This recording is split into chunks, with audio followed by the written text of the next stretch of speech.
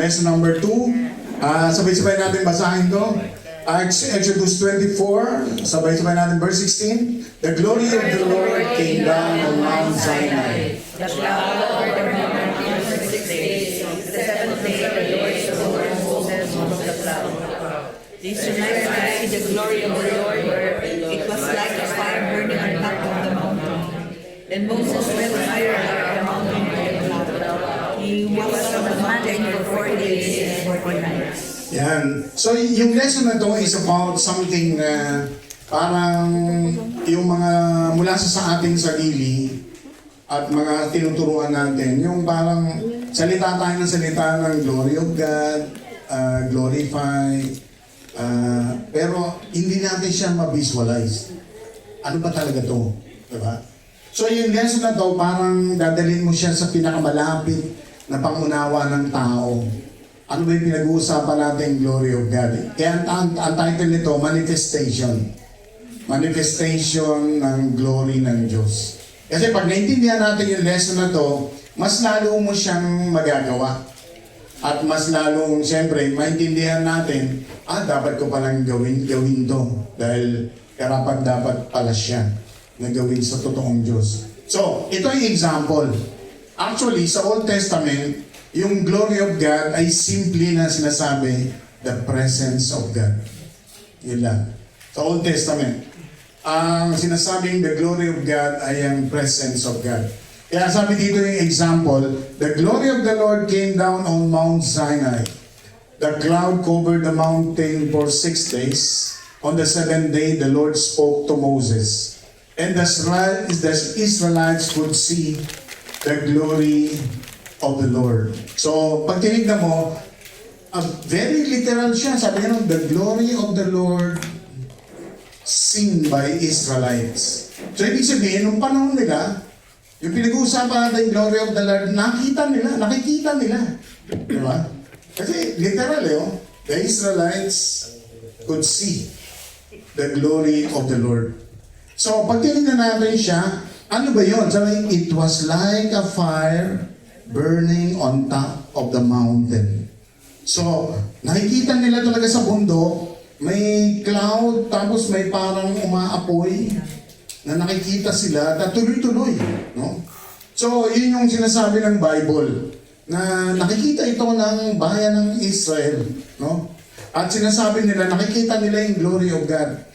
So, in short, sabi nga nun, pag sinabing glory of God in the Old Testament, nakikita nila yung presence ng God. Diba? Nakikita nila yung presence ng God. Ano daw yung presence ng God? Yung cloud bumaba, umapoy sa ibabaw ng bundok. Yun yung presence ng God. No? Yun yung nakikita nila. Sabi nun, then Moses went higher up the mountain into the cloud. He was on the mountain for 40 days and 40 nights. So, yun lang, sa panahon ni Moses, libre yung pagkain lahat. Parang nasa hotel siya. No? Provided siya lahat. No? At kailangan, hindi yung hotel na yun, nasa bundok. Ang kasama niya lang, ang glory of God. So, pag tinignan mo, si Moses, naranasan niya talaga. Diba? God's glory is one of the most powerful and mysterious aspects of the divine. It is something that has been witnessed throughout the ages and holds deep spiritual significance for those who seek to understand it. At its most basic level, the glory of God can be defined as the manifestation of His presence and of power. No? So, siguro sa lesson na to, mas malalawak yung pangunawa natin sa ating tema for the year at ating pinag-uusapan na the glory of God. Now, ito tanong, if you were Moses, why you will not be frightened coming to the glory of God in His presence? Halimbawa, ikaw si Moses, sabi sa'yo ng Panginoon, sige, umakit ka na sa bundok, hihintayin kita. Hindi ka ba matatakot? At kung hindi ka matatakot, bakit hindi ka matatakot? Kasi si Moses hindi siya natakot Pumunta siya. At nag-stay siya doon 40 days and 40 nights, di ba? So, kung ikaw si Moses, matatakot ka ba? O hindi ka matatakot? Bakit ka hindi matatakot? Yan, no? Sino gusto sumagot? Sino ba matapang dito? So, ako yung matapang doon, ha? Sister Goy Goy.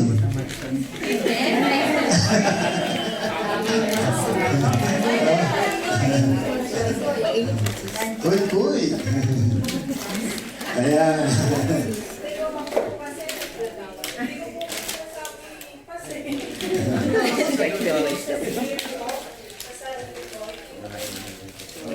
Hindi, kung ikaw lang, matatakotin ka.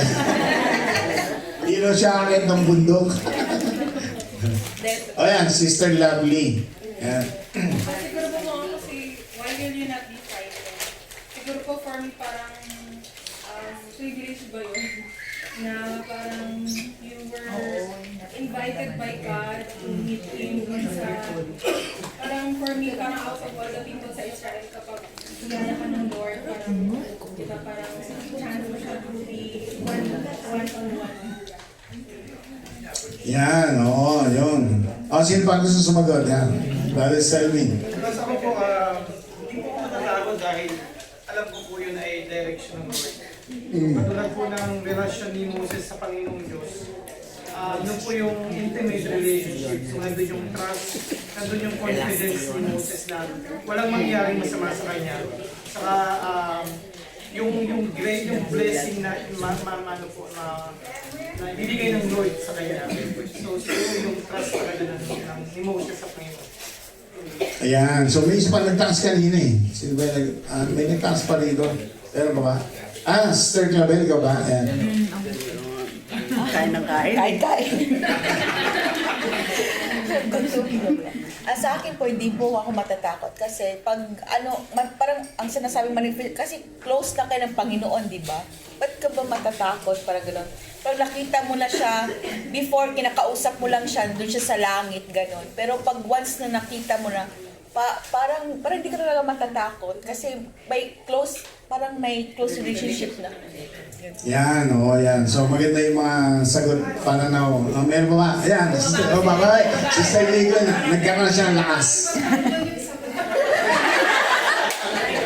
I-relate ko lang po din sa nangyari po ngayon. So, sabi po na sila Ate Rizal, sabi niya, Sister ko, kasi sa basa, sa sana.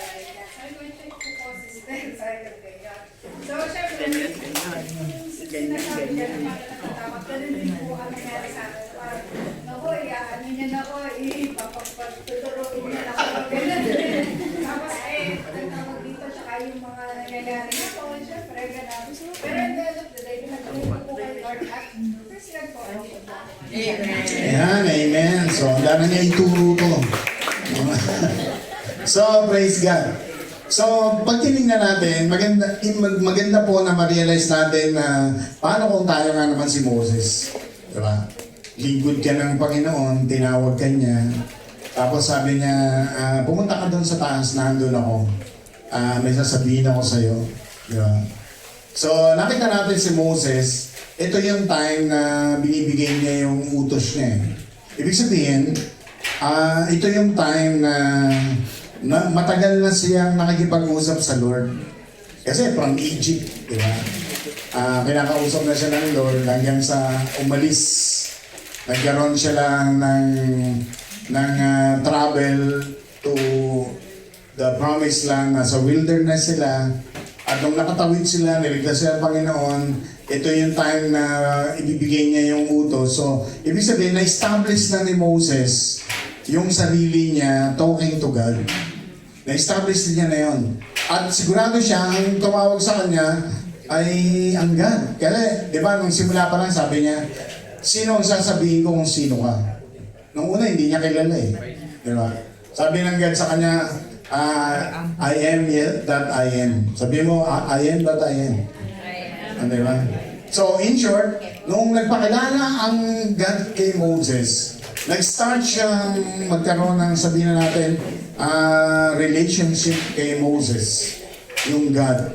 At si Moses din, nagkaroon siya ng, sabihin na natin, closer relationship sa God. No? At dahil sa relationship na yan, handa na si Moses na makipag-commune sa God. Makipag-commune. Kaya, nung pinakit siya dyan sa bundok, come what may, siguro si Moses, wala siyang pakialam. Pag sinabi ng God sa kanya, umakyat ka, wala kang kasama, ikaw lang.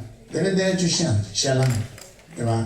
So, nandun na yung na-establish na sa kanya, ang Diyos na ito ay tapat. Ang Diyos na ito ay totoo. Ang Diyos na ito ay hindi nagkamali kahit minsan. No? So, yung pagtitiwala ni Moses nandun na lang. Kaya, bakit mahalaga to sa atin? Kasi sa panahon natin, pag sinabi natin God's presence, parang tayo yan na ang Diyos at ang banal na Espiritu ay nasa atin. At may mga pagkakataon na nililid ka ng Holy Spirit, gawin mo to, dito ka pumunta, ito ang tama, na para ma-realize natin na parang si Moses din yan na sinabihan ng God, ito ang gawin mo, dito ka pumunta. No? Dapat mag-worship ka. Parang ganun din siya. No? Kasi yung glory of God is the presence of God. No? So, biblical examples of God's glory. So, sa manifestation, tingnan muna natin ang number 1 na ano yung makikita natin sa the written word na manifestation of God's glory. Basahin natin ito sabay-sabay, Exodus 14. Then the cloud covered the tent of meeting. And the glory of the Lord filled the tabernacle. Moses could not enter the tent of meeting because the cloud had settled on it. And the glory of the Lord filled the tabernacle.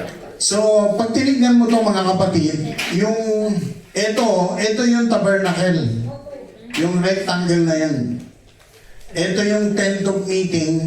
Bali, sa loob niyan, yung mga tent sa labas, yan yung mga tent ng mga Israelites. Nasa paligid ng tabernacle. So, andito yung mga tao. May kanya-kanya silang tent. Kung baga nag-camp tayo, di ba? Yung mga campers, nagtayo ng mga tent sa paligid. Parang ganyan. Ganyan sila nun. At yung Panginoon, yung presensya niya, bumababa siya dyan. The cloud covered the tent of meeting, and the glory of the Lord filled the tabernacle. Moses could not enter the tent of meeting because the cloud had settled on it. At dito pinakikita na yung pagpapakita ng Diyos sa mga tao na bumababa siya, umaalis siya, ay walang kundi yung presence niya lang. Para maramdaman lang ng tao na naroon ako kasama niyo. Diba? Kaya sabi dito, we see God's glory represented in the form of the cloud that overshadowed the tabernacle. Ito siya. And the pillar of fire that led the Israelites through the wilderness. Exodus 13. So dito, sa mga example dito, siguro madalas na narinig nyo, pag araw, mainit. Bumababa yung cloud, tinatakpan sila. So pag lalakad sila, sumasama yung cloud. Ganyan. Nawa nyo. Paggabi, madilim. Ang nakikita nila, fire. Pillar of fire by night. Sabi niya nun. So, pag nagta-travel pa rin sila ng gabi, yung fire lumalakad. So, lalakad din sila. Ngayon sabi nung pag huminto yung pillar of cloud o pillar of fire, pag huminto, hinto rin sila. So, in short, yung sinasabing divine guidance, divine parang instruction ng Lord, ay nakikita nila talaga kung gustong magdiretso sila, huminto sila, magpahinga sila, o lalakad na naman sila, dahil nakikita nila mismo yung presence of God. So, ganun siya. So, mahalaga ito, naiintindihan natin kasi pagdating sa time natin, wala nang pillar of fire. Wala na rin pillar of cloud. Ano na ngayon? Holy Spirit na. Holy Spirit na siya ngayon. Yan yung sinasabi ng John chapter 14, John chapter 16. Sabi nga ni Jesus Christ, kailangan umalis ako. Sabi ng mga disciple niya, bakit ka aalis? Iwanan mo kami. Sabi lang ni Jesus, pag hindi ako umalis, hindi darating yung Holy Spirit sa inyo. Hindi niyo siya makakasama. So, kailangan umalis siya. Kaya nung umalis siya, sabi niya gano'n, the Holy Spirit will instruct you, will guide you, will teach you, will put you in remembrance of all things. Biro mo yun? Ipapaalala niya sa inyo lahat ng mga bagay na kailangan niyang malaman. So, yung Holy Spirit sa panahon natin, yan. Paano nila nalalaman yung mga kailangan gawin na detalye? Sasalita ang Diyos kay Moses. Pero yung presensya ng God, pinakikita sa kanila. Pero yung nagsasalita ang Diyos, si Moses lang ang binibigyan niya ng face-to-face meeting. Di ba? Saan sila nagmi-meeting doon? No? Sa tent of meeting. Kaya tent of meeting. Nakikipag-meeting. Parang, meeting nga tayo ngayon. Parang gano'n ang Diyos kay Moses. Di ba? So, magkakapi-kapi sila. May Starbucks ba nun? So, can anyone give other examples from the Bible of the manifestation of God's glory? May nadaanan na ba kayo sa Bible na iniisip nyo, magandang example to sa manifestation ng God's glory? Sino gustong mag-example na sa Bible? Baka may naalala pa kayo. Maliban dun sa panahon ni Moses. Ayan, Sister Kite.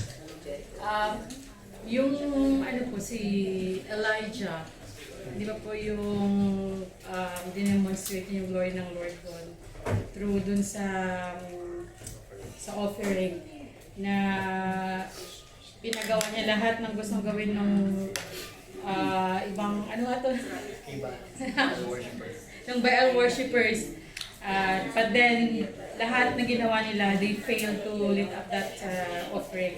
Pero siya, pinabuhusan pa niya ng maraming tubig, binaha pa niya. Tapos, in an instant, when he prayed to God, and sabi nga yun, ipakita ng Lord yung glory niya sa kanila. And doon po, in-assume po ng Lord yung offering through fire. Maraming mga, ayun po, in that generation, marami po namangha. At doon po nila nakita na totoo ang Diyos po ng Israel, totoo ang Diyos ng Elijah. Yan, tama yun, yung Battle of the Titans, no?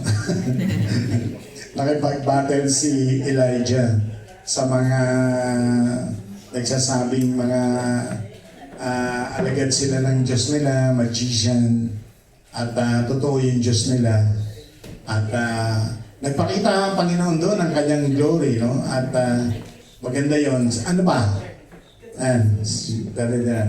Pwede po ba natin sabihin basta yung greatest manifestation of God's glory is Jesus Christ Himself?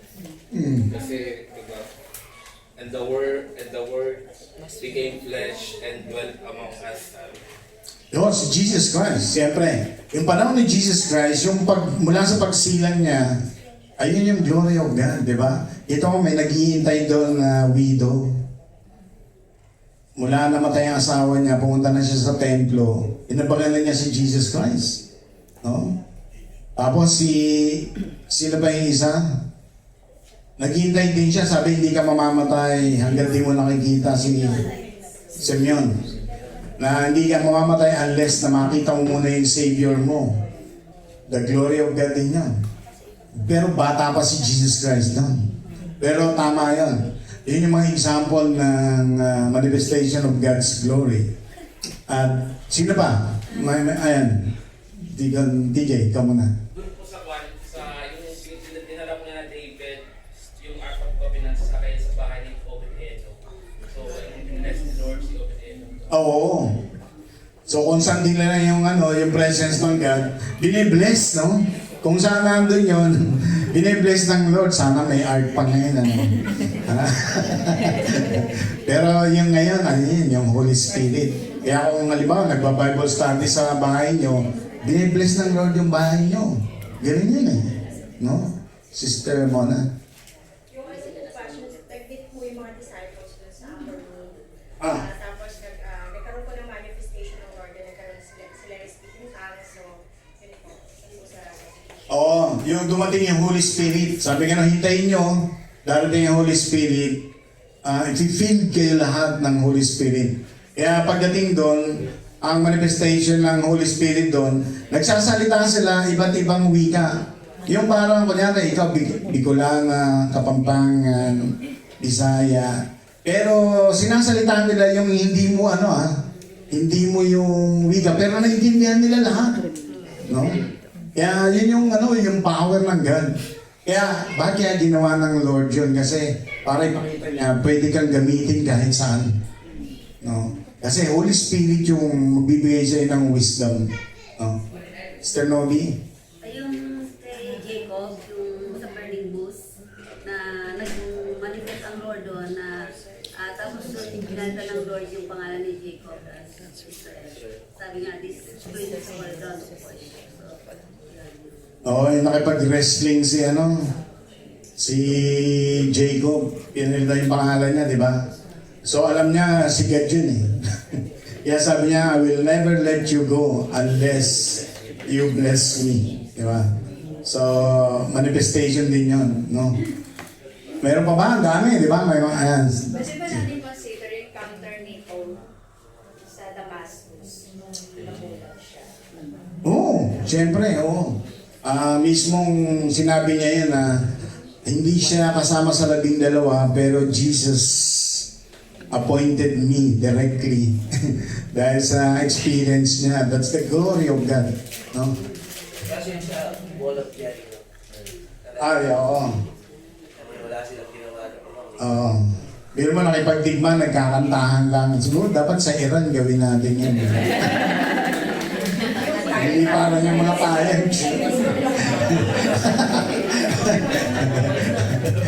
Yung Red Sea din. Siyempre. Yung Red Sea, oo.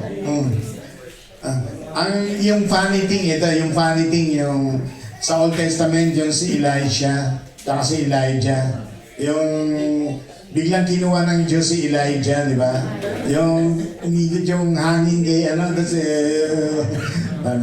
nakukulat si Elisha na kinuha si Elijah. That's the power and the glory of God, di ba? Tapos sa New Testament, di ba, yung transfiguration. Na, si Jesus, tsaka yung tatlo sila. Kaya sabi ng mga disciple, huwag na tayo umalis dito na tayo tumira. Kasi nakita nila yung transfiguration. So, yan man ang manifestation. Tapos, significance of God's glory in worship. Ito na. Basahin natin yung Romans 11:36. For of Him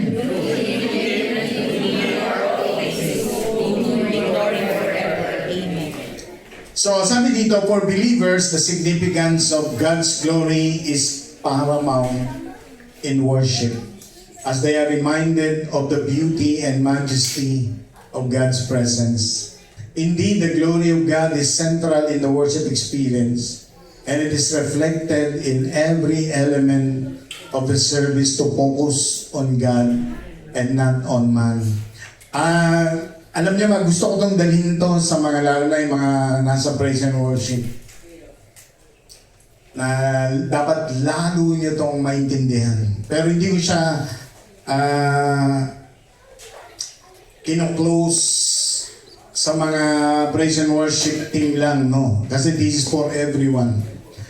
Ang ibig sabihin nitong significance of God's glory in worship, pinakikita dito, katulad nung sabi natin kanina, yung totoong meaning ng glory of God in the Old Testament ay presence of God or God's presence. Sa panahon natin, wala nang bababang cloud. Wala nang mananatiling fire. Pero yung presence of God is within us. Kaya sabi nga nun, if 2 or 3 are gathered in my name, there am I. So dapat ma-realize natin to, lalo na pag ikaw nag-lead ng song, ng praise and worship, mga kapatid, huwag niyong isipin na kumakanta lang kayo. Huwag niyong isipin na sumasayaw lang kayo. Do not entertain. Ang ibig sabihin nito, mga kapatid, ang presensya ng Diyos na andyan. Ang presensya ng Diyos may ginagawa siya. Habang nagwo-worship kayo, Pinakikita niyo sa Kanya, sinasamba ka namin, Panginoon. Niluluwalhati ka namin, Panginoon. Pinaglilingkuran ka namin, Panginoon. Ganun yung halaga nito na nai-realize dapat ng nasa harapan na nagpe-praise and worship na hindi ito isang panahon o time lang na you have 30 minutes to sing. You have 10 minutes to dance. No. This is about the presence of God, mga kapatid. Kaya pag nare-realize nyo na ganito pala kahalaga yung worship sa Panginoon, na hindi lang ito pagkanta, hindi lang ito pagsayaw, ito ay talagang nilirespeto mo yung presensya niya. Inaangkin mo yung presensya ng Diyos. Kaya yung Bible ang sinasabi niya, where 2 or 3 are gathered in my name, there am I. Pag sabi niya gano'n, where the Spirit of the Lord is, there is liberty and freedom. Kaya makita mo pag totoong gumalaw ang presensya ng Panginoon, makita mo pag kumakanta pa lang, yung mga tao kumakanta. Pag nag-worship na kayo, umiiyak na yung mga tao. Bakit? Ando ng Diyos. Diba? Ando ng Diyos. Kaya nga kapag, sabi ko nga, kung alam lang ng mga nagpapakanta kung paano sumamba, mahihiyakan tumayo. Sa totoo lang. Nakakahiyang tumayo sa harapan ng Diyos na hindi ka handa. Hindi malinis ang isip at puso mo, hindi ka malaya. Kasi iyan yung significance ng worship talaga. Na yung glory ng God, bababa siya. Magpaparamdam siya. No? Kikilo siya sa gitna ng worship. No?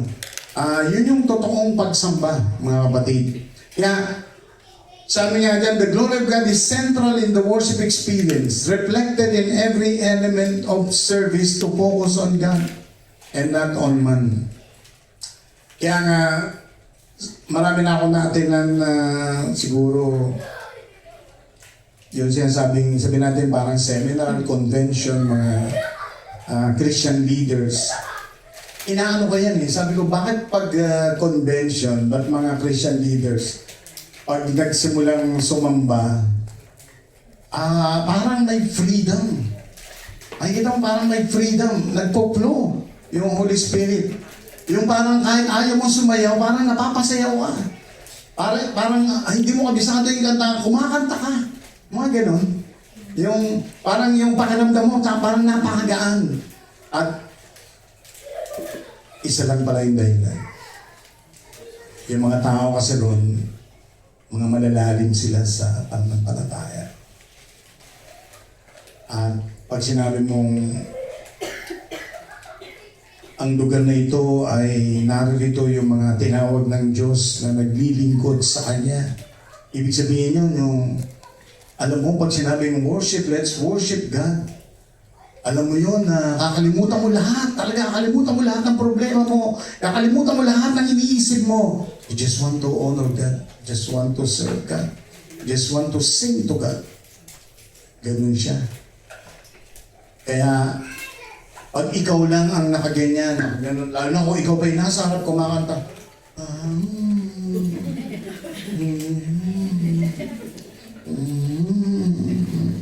nakakahiya sa Lord, mga kapatid.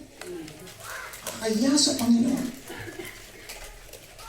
Hindi sa mga tao, sa Panginoon nakakahiya. Kasi, ito ba yung worship? Diba? Ito ba yung worship na iniisip mo na ang Diyos na may gawa ng langit at lupa, sasambay mo ba siya ng gano'n, di ba?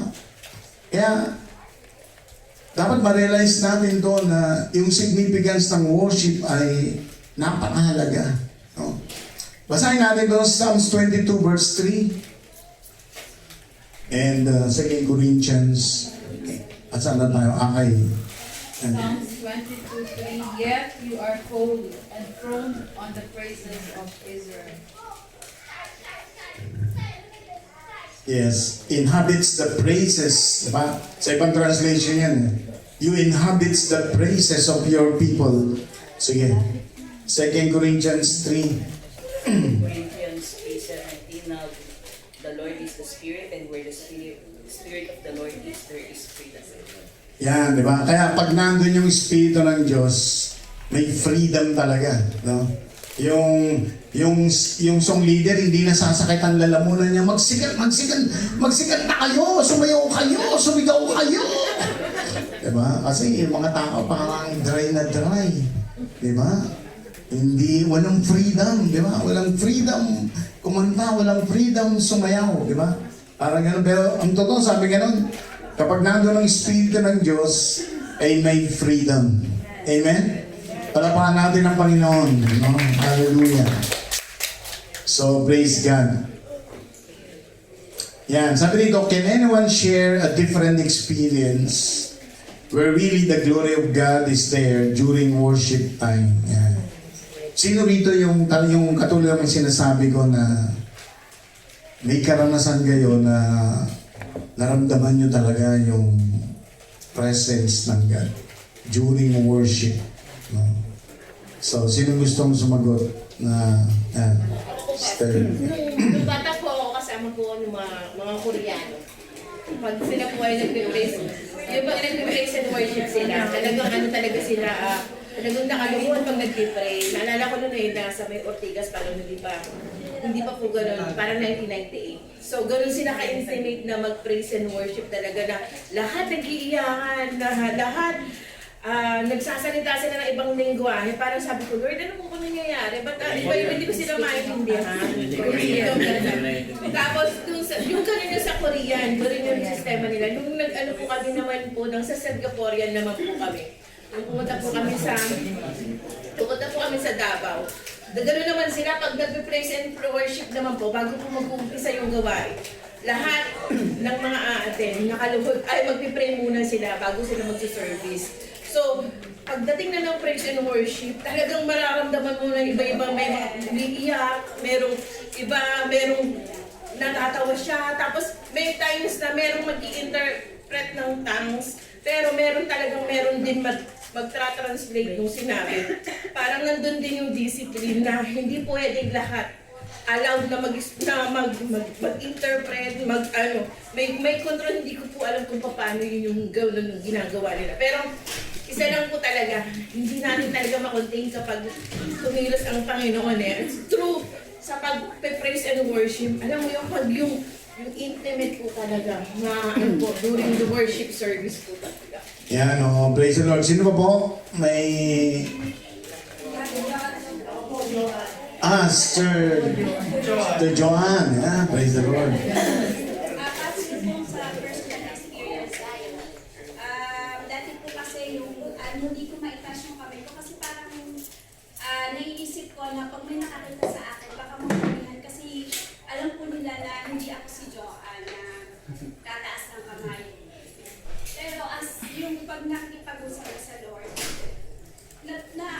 kahit hindi mo gusto itaas yung kamay mo, maitataas mo yung kamay mo at saka yung, kahit hindi ka naiiyak, kahit ang saya nung sa first pa lang natin, di ba masaya, pero bakit naiiyak ka? So feeling ko yun, na-encounter ko po yung presence ng Lord. So yun po. Yan, praise the Lord. Palapakan natin ang Panginoon. So, meron pa ba? Ay, Sister Con. So, bawal i-share kasi meron po kami invite nakaraan sa camping po. So, yun lang pong nagpa-provide last part nung Saturday night. So, po siya, naiyak po siya. So, bakit kaya ako naiyak? Sabi niya gano'n. Sabi ko, okay lang yan bro kasi na-experience namin yan. So, yun po, ibig sabihin na-experience niya po yung glory ng Lord ng time na yun. Yan, praise the Lord. So, talagang pag nandun yung presence of God, ay may gagawin ng Diyos at may ginagawa ang Diyos. Amen? Kasi yun ang sabi niya no? If the Spirit of the Lord, wherever the Spirit of the Lord is, there is liberty and freedom. Minsan nga, alam niyo ba, yun yung kung alam niyo yung mga sikreto ng mga miracle, yun yung hinihintay niyo. Kasi, pag naramdaman nyo may galaw ang Holy Spirit, Yan yung dapat mong samantalahin. Take advantage. Why? You can start to pray. God is there. Ganun. Kaya pag inintay mo yung ganung pagkakataon, pag naramdaman mo na dito yung Panginoon, yan, diyan ka naman nalangin ng mga gusto mong ipanalangin. Kasi sa karanasan ko, pag may mga ganyang meeting ng mga pastors, leaders, yan yung mga inaabangan ko eh. Kasi pag nag-ano yung glory ng God, ano yan? Freedom talaga yan. Ibig sabihin, God answers your prayers. God meet your needs. God touch your needs. Ganun yan. Kasi ako nakakita na ako na talagang yung miracle night na prayer na halimbawa ganyan naka-wheelchair Kami may nagdala, yung iba tinulak namin. Pagdating ng worship time, yung iba papag-pray mo, nung kumilos na yung Panginoon, hindi mo pinapag-pray, tumatayo Talagang lalapitan mo isa-isa na in the name of Jesus, lumaya ka. Tumayo ka sa pangalan ng Jesus. Pero makita mo yung iba, katabi. Tumatayo, wala pa nagpe-pray, wala pa nag-lay hands. Kaya ibig sabihin, when the presence of God is there, He can do anything. He can do anything. So, nakita ko yun sa mga mata ko na yung God, wala talagang imposible sa Kanya. Wala. Kahit ano kaya niyang gawin. Nakakita ko yung miracle Parang naka-wheelchair, biglang tumayo Binitawan yung tungkod niya. May lumakad. Kaya masasabi mo na ano yung himala na kailangan mo. Pag nandiyan yung presensya ng Panginoon, walang imposible sa Kanya. Diba? Kaya tayo, yun yung expect natin na minsan dalawin tayo ng Lord na yung presence niya, maranasan natin, yung glory niya. Diba? Amen. Dalawakan natin ang Panginoon. Sabi po dito, Revelation, the beauty and the weight of God's glory. Point number 3, the beauty and the weight of God's glory. Kasi yung pinag-aaral natin, manifestation, di ba? Una natin, example sa Bible. Pangalawa, yung worship time, di ba? Pangatlo, yung mahalaga sa manifestation of God's glory, yung tinatawag na the beauty and the weight of God's glory. Alam niyo ba, yung salitang beauty, di ba? Perfect yan yung God, sabi nga nun, yung una niyang creation, perfect. Beautiful creation. Ibig sabihin, hindi nagkamali ang Diyos sa kanyang nilikha. Lahat ay tama. No? Kaya, sabi rito, Revelation 20:11, His light is like a most precious stone. Pag binasa mo yung Bible, dyan sa last part ng Revelation, binabanggit dyan yung new heaven and new earth. Yung papalitan yung mundo na to Yung new heaven and new earth, binanggit dyan lahat ng mga precious stone na hindi kayang bilhin sa panahon ngayon dito sa lupa. Yung mga pinakamamahal talaga. Hindi yung gold tsaka mga crypto ngayon. Wala yan. No? Yung mga precious stone na binabanggit sa Bible, makikita natin yan sa new heaven and new earth. At makikita mo yung perfect design ng Panginoon sa kanyang new heaven and new earth. At sabi nga doon, His light is like most precious stone. Sabi ron, hindi niya na kailangan ng sun doon tsaka ng moon. Kasi yung liwanag ng glory ng Panginoon ang magpapailaw at magpapaliwanag sa kanyang bagong nilikha na heaven and earth. No? Kaya sabi nga rito, it is a moment where one becomes aware of the true magnitude and splendor of God's radiant and overwhelming glory. In the New Testament, God's glory is displayed in Jesus Christ when He performed miracles such as healing the sick and raising the dead. Nung si Jesus Christ, ang pagkakabanggit sa Kanya sa Hebrews 1. Sa Hebrews 1:3, binanggit siya, sabi nga, He is the radiant of God's glory. Radiance of God's glory. Yung radiance, ano sa Tagalog, ano yung nagniningning, di ba? nagniningning na kaluwalhatian ng Diyos. Diba?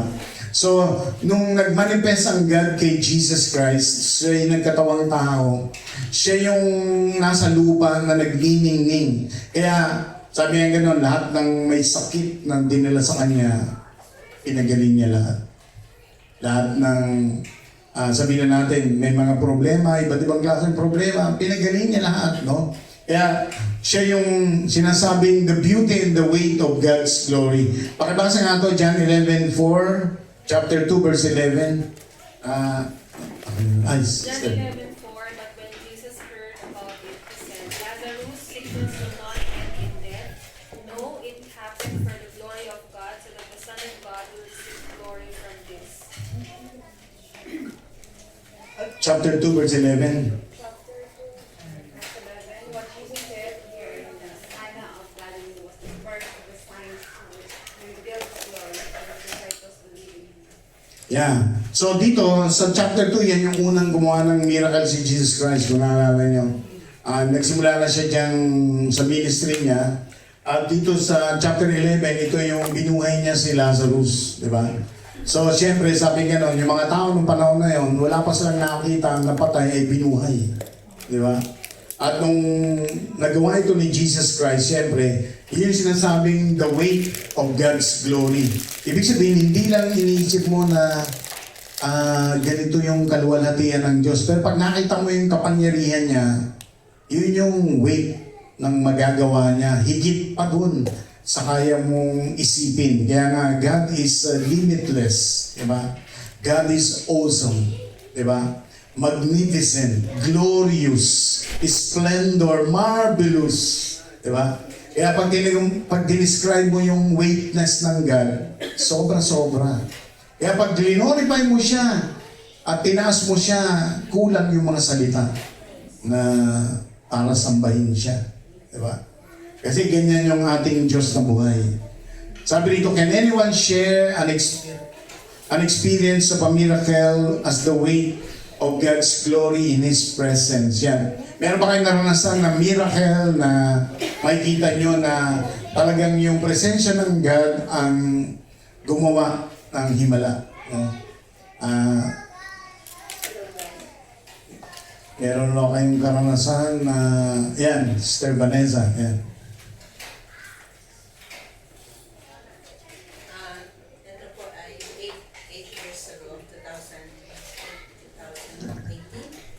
Nung ako po ay na-diagnose na meron po akong big fibroids na nagkaroon po ako ng bleeding for I think 2009 hanggang 2018 po. We tried our best na magkaroon ng second baby pero hindi siya nag-materialize kasi ano po ako, every time nag-bleed. At yun po kanina din sa worship, nararamdaman po namin mag-asawa yung presence ng Lord every time na ako po ay dinudugo na sobrang dami. Akala namin is parang ako'y mamamatay na. And every time I remember Pastor Jun and Sister Novi na talagang dinadala ko sa government hospital kasi hindi ako pwedeng sa private kasi ang mahal. Dinadala ko sa private sa government hospital. Dinadala ako ng blood infusion.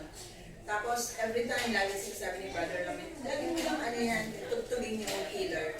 And that time, talagang hindi na po namin nakayanan talaga na sabi ko, siguro it's about time na tanggalin na natin yung uterus para hindi na talaga tayo magkakaroon ng another baby.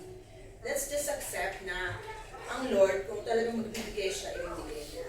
And then finally, ano po namin na, ang daming beses na nag-try, umulita po kami ng Philippines para magpalagay ako ng Mirena. Yung Mirena yung 5 years kang hindi duduguin.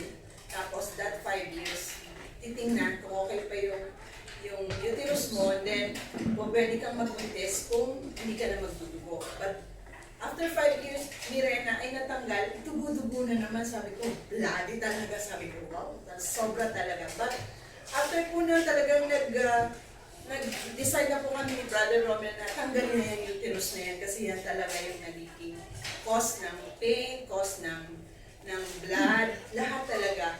And that time po, ako po ay pinasok sa Suleika Hospital.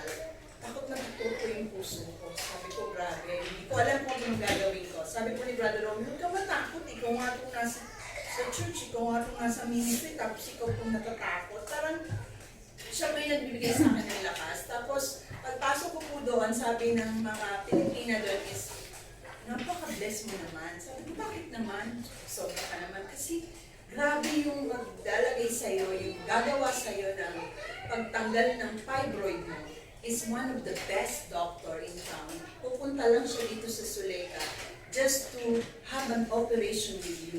Nasa Guinness Book of Record daw po siya. Tapos sabi ko, Lord, pagkasabi ko niya sa akin na gano'n, nasa Guinness Book of Record. After po nun, parang sabi ko, Lord, I am in good hands. Talagang pagkasabi niya sa akin, tapos dinala po ako sa operation, gumagano si Brother Romel, sabi ko sa kanya, I'm in good hands with Metrobank. Tapos kasi parang takot na takot ako nung una, pero nung nakita ko at sinabi ni Pilipina sa akin na napaka-bless mo, isa ka sa magiging pasyente nitong taong to, itong doktor na to, na nakapagtanggal ng malaking fibroid all over the world. Siya yung first doctor. Sabi ko, Lord, I thank God. Kasi yung miracle na yon, after po nun, I'm here, sobrang saya ng aking miracle sa buhay ko. Talagang nagpatuloy po kami ni Brother Roman na kahit hindi po kami nagkaroon ng second baby, but ang aming pong pananampalataya sa Panginoon ay talagang it was talagang elevated siya hanggang sa pagdating na kami ay naging patuloy na naglilingkod sa Panginoon. Amen. Yan, palapakan natin ang Panginoon. Praise the Lord. So, what a miracle. Parang siya pala yung babaeng dinudugo ng 12 years. Pangalan ng Vanessa.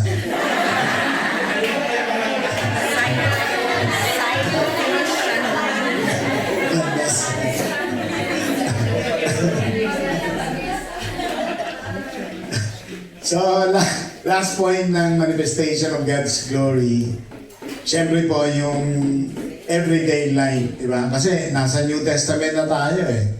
Ano yung manifestation of God's glory? It's an everyday life. Sabay nabasa ng Matthew 5:16, let your light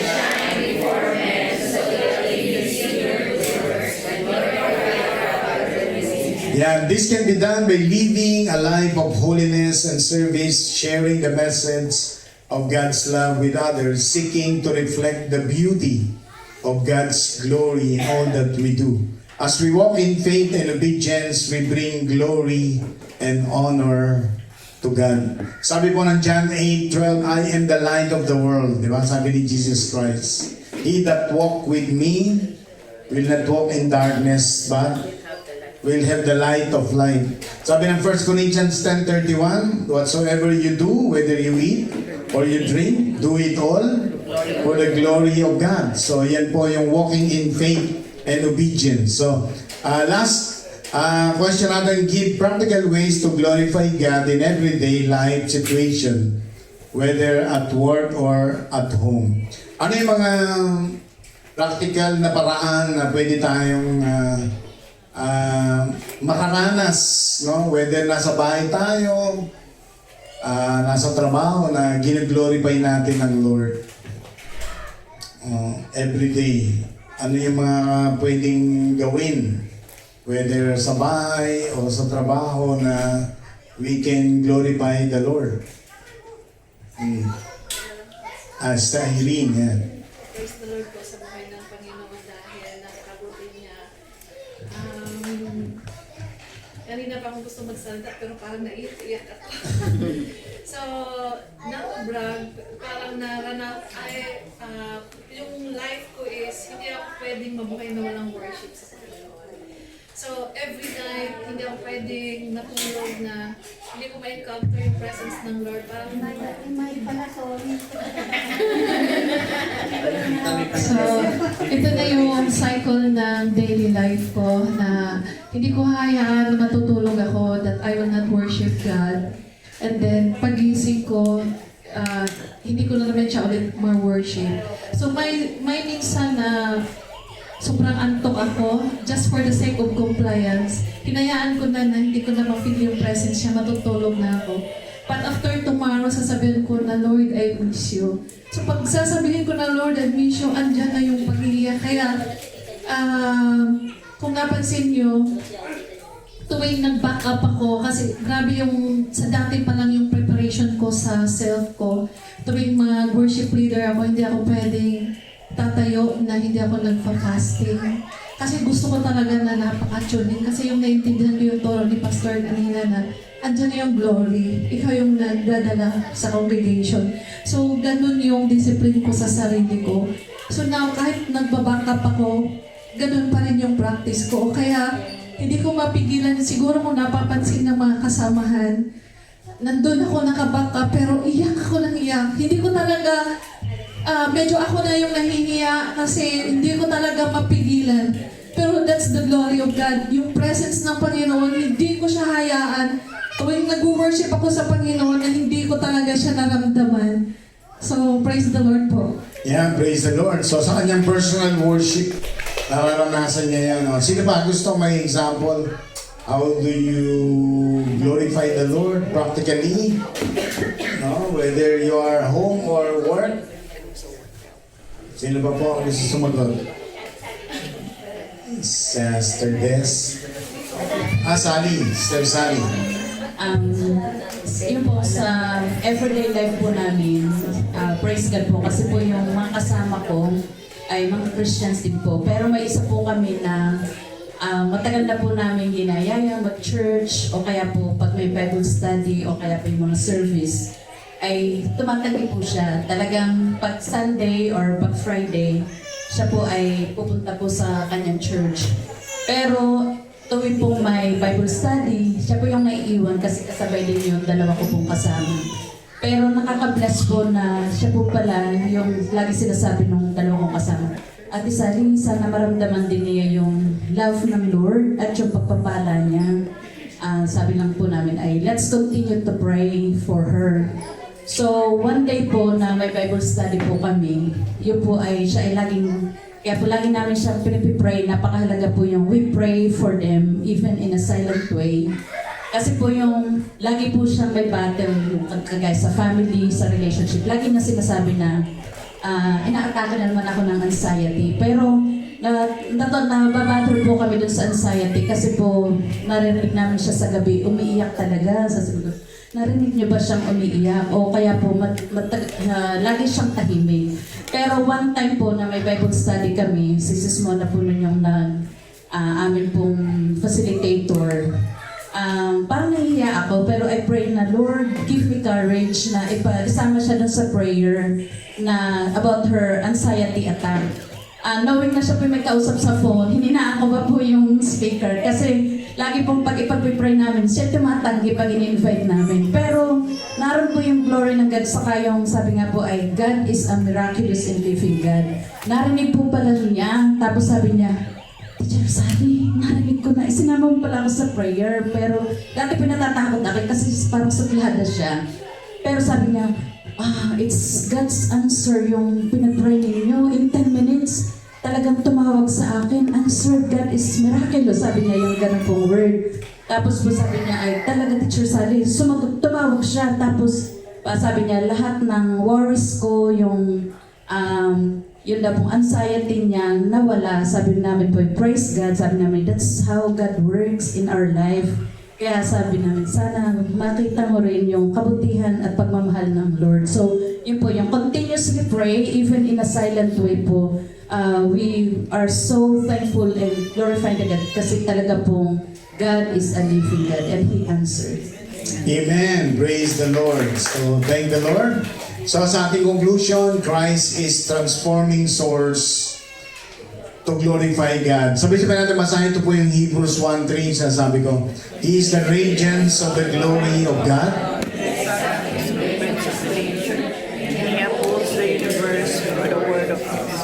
Praise the Lord. Sabi, experiencing God's glory is not a one-time event, but a continuous journey.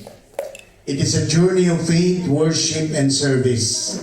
So, mga kapatid, dapat to ma-realize na natin ngayon, yung sinimulan natin na the glory of God in the Old Testament ay God's presence. Sa kanila, parang one-time journey yun. Kasi nakikita lang nila, kunyari, pillar of cloud and pillar of fire. Pag hindi na nila nakikita, wala na. Sa panahon natin, iba. Sabi yan, no? Experiencing God's glory is not a one-time event, but a continuous journey. It is the journey of faith, worship, and service. When we open our hearts and minds to the beauty and weight of God's glory, we can experience transformative encounter with the divine that will sustain us throughout our lives. So, ibig sabihin, sa panahon natin, the glory of God is the Holy Spirit working in us, transforming us every day to be one of God's character. No? Kaya yung dating, sabi nga nun, if anyone be in Christ is a new creation. Yung dating masungit, ba? Ngumingiti na. Di ba? Masungit pa rin ba? Konti na lang. Yes, konti na lang. Yung dating ayaw ngumiti, di ba? Yung dating mahirap, di ba? Kaya nagbabago, ibig sabihin, something is working. Ayun yung glory of God. Yung unti-unti ay may ginagawa sa iyo ang Diyos. Unti-unti ay yung himala ng Diyos nangyayari sa atin. Yan po yung glory of God. Dati madali kang magalit, ngayon parang ang hirap mo nang magalit. Di ba? Parang mahirap kang magpatawad, ngayon parang madali kang magpatawad. Napakagaan ng puso mo. Di ba? Kasi yun yung glory of God na kasama na natin siya. Hindi siya pillar of cloud, hindi siya pillar of fire. Kasama na natin siya. Sabi mo sa katabi mo, kasama mo siya. Amen? So basahin natin to. I pray that Christians will truly experience Power of God's glory through the transforming power of God's grace.